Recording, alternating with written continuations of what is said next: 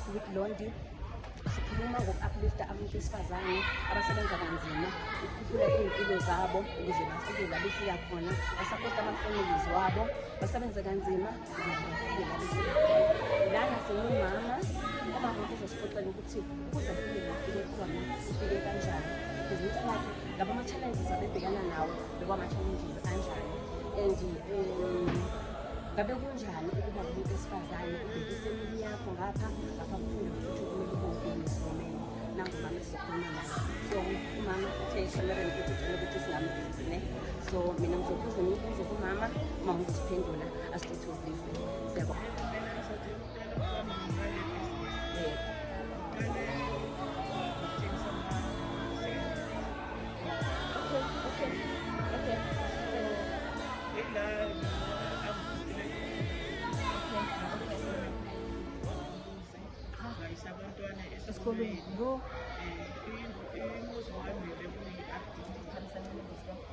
Okay, ma.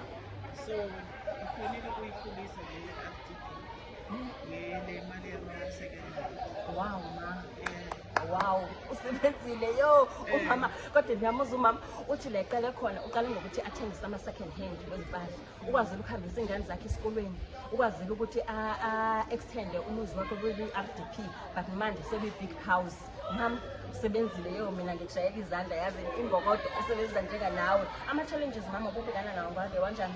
Umama ngapha at the end kwamele ukuthi uphinde ube businesswoman, ubhekana kanjani nazo zonke lezi zinto lezi? Bengizitshelile vele ukuthi empilweni kumele ngizimele njengomfazi. Yeah. Ngibe umama obengubaba. Yeah. So ukuthi yonke into vele bengiyibhekile. Ubhekile mama. Bengadephendi ngamuntu. Yeah. Bozenzela konke mama. Wow mama, ngaze ngaba impressed. Ngaze ngaba impressed impilo yakho bephila. Waqala nini ukuyenza le business yakho mama? Ngiqale ngo-95. 95? Wow. Dala waqala mama ne?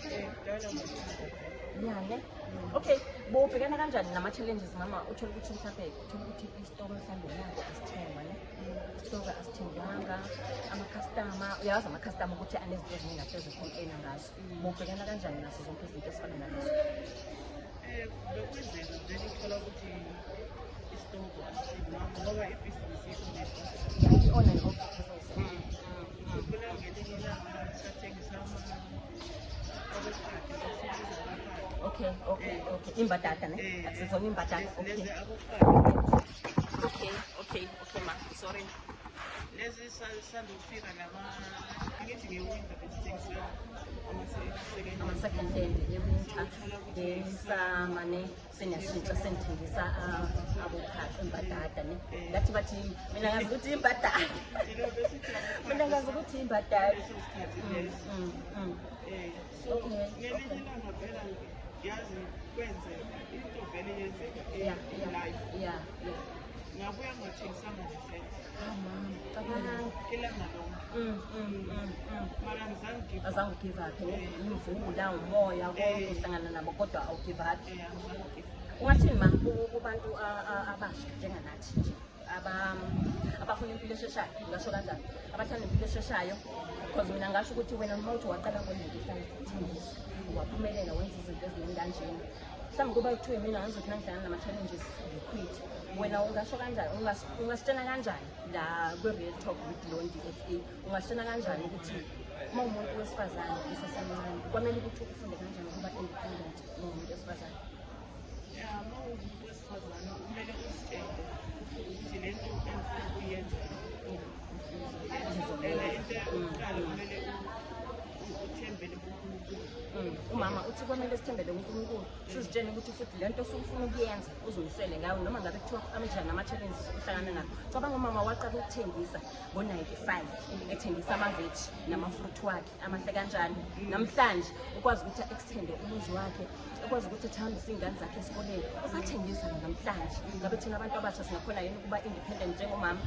Yebo mama, sibalalele. Ningakhona vele. Singakhona. Ukuzimela. Thina sithanda impilo esheshayo, sithanda impilo esheshayo and siyazi ukuthi izinto kwamele ukuthi zisheshe. Ama-challenges siyasaba ukubhekana nama-challenges mama. Into engizomtshela yona vele ukuthi vele kumele sithembele kuNkulunkulu. uNkulunkulu yebo uqala lo. Yonke into yenza ukuthi Wow mama. Wow. isifiso lesinye esifisela sona. Siyaphumelela. Siyaphumelela. Siyaphumelela. Ezinokuthembele uNkulunkulu ukuthi lokhu kuzokwenzeka nakanjani. Wow ma. Ngaze ngajabula. Manje ngisemntwana wami esikoleni. Okwamanje wenze Uzograduate. Cabanga mama. Cabanga. Umsebenzi kamama esebenza kanzima. That's why sithi la kwi-Real Talk with Londi SA si-uplifta abantu besifazane, siyaba-acknowledge abantu besifazane abasebenza kanzima. Cabanga umama manje umntwana wakhe uzokwenza unyaka wokugcina agraduate e-TUT. Guys, siyabonga. Sewuyenzile already ma. Siyabonga ma. Wow. Imbokodo.